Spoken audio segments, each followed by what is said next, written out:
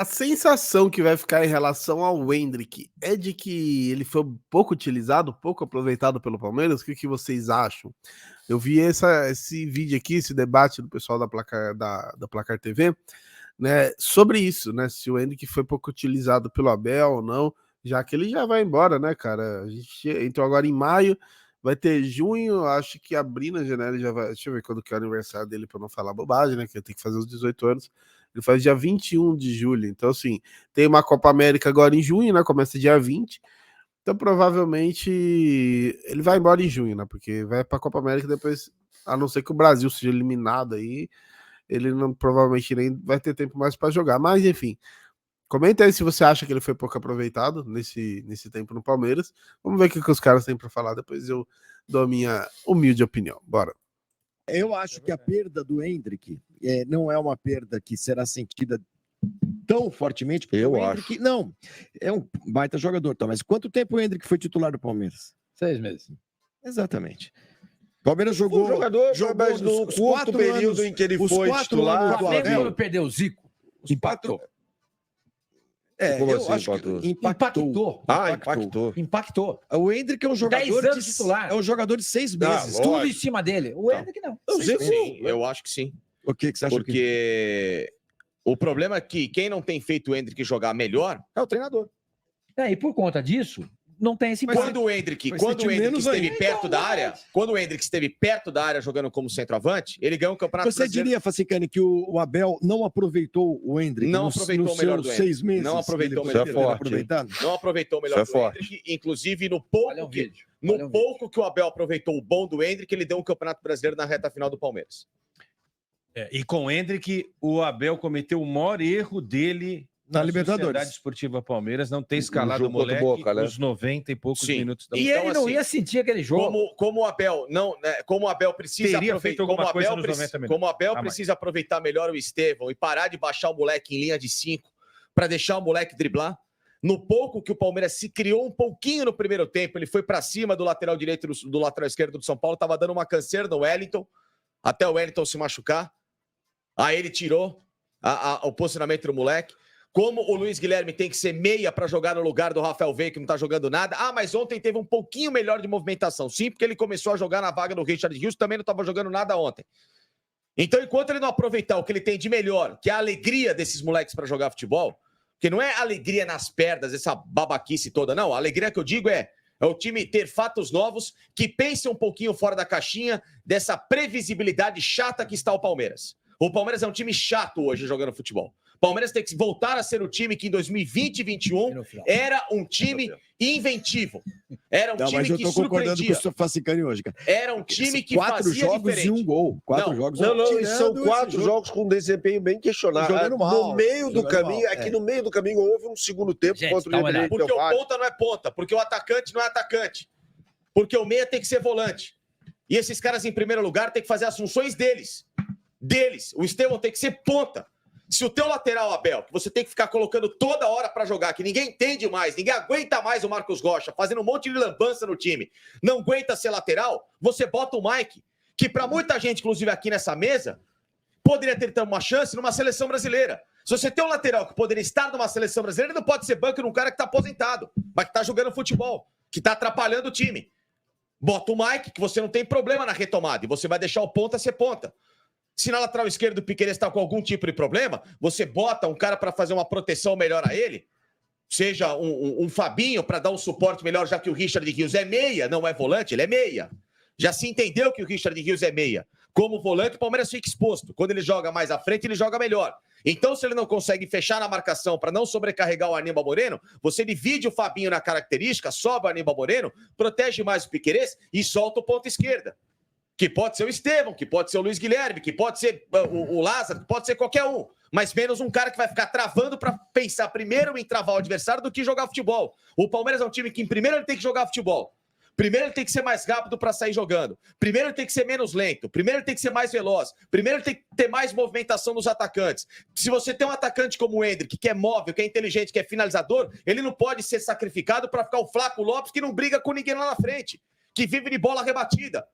Então, pense naquilo que hoje a bola está pedindo passagem no Palmeiras. Os moleques são bons. Ah, mas eles são novos. Não interessa.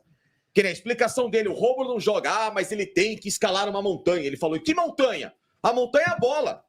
A montanha talvez seja o Veiga que está atrapalhando o desenvolvimento dele. A montanha seja o Richard Rios. Se você não der coragem de colocar para jogar, ninguém hoje sabe como é que joga o Caio Paulista no Palmeiras. Ninguém sabe como joga o Rômulo no Palmeiras, que está lá, parado, esperando uma mísera chance. Bota 20 minutos, bota 25 minutos.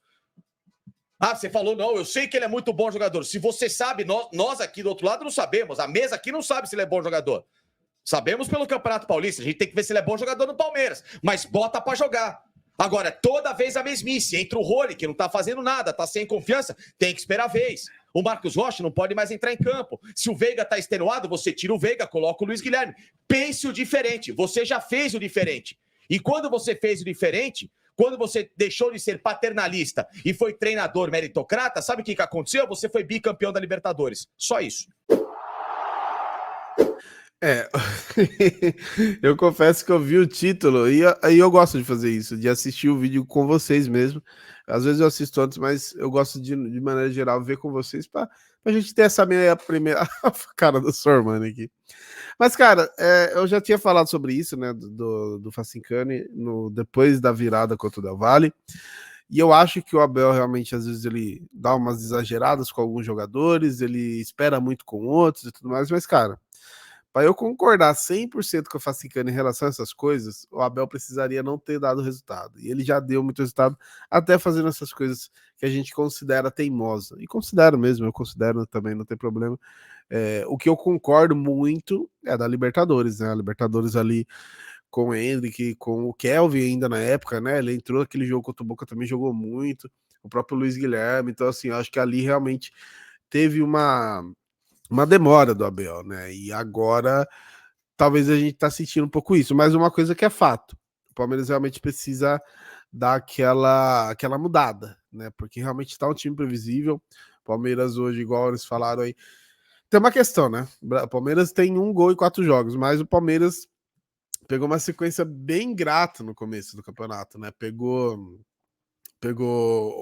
o Vitória, né? Fora de casa, ganhamos ainda. Assim, eu não achei o time do Vitória tão bom, só que ainda é o Vitória fora de casa, o gramado ruim, pressão da torcida, enfim, várias questões.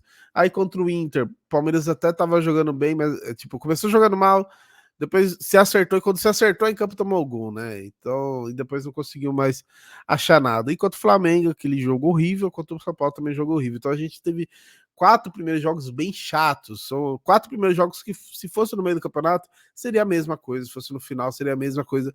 Jogos realmente truncados, jogo de aquele que ninguém quer perder, né? É clássico, é Flamengo, o próprio Inter, que é sempre chato. Agora, gente, ó, a sequência no brasileiro é Cuiabá, fora de casa, Furacão dentro de casa, Criciúma fora de casa, Vasco dentro de casa, para só depois pegar o Galo, que é o fora de casa, que é um jogo bem treta. Então, assim, não que contra o Furacão não seja treta, é treta, só que, por exemplo, você tem que jogar bem contra o Cuiabá, fora de casa, contra o Furacão, que é o time que normalmente é mais aberto, você tem que jogar bem contra o Furacão também. Contra o Criciúma fora de casa, você tem que jogar bem. Contra o Vasco, você tem que jogar bem. E aí, contra o Galo fora de casa, você pode esperar um pouco mais, pode ser mais defensivo. Mas esses jogos, isso é um fato. Clássico não ganha brasileiro, né? Clássico hoje que a gente considera aí Flamengo, talvez o Galo pela questão aí de estar no mesmo nível, mas esses jogos é importante, é óbvio que é. Se você puder ganhar, bem melhor.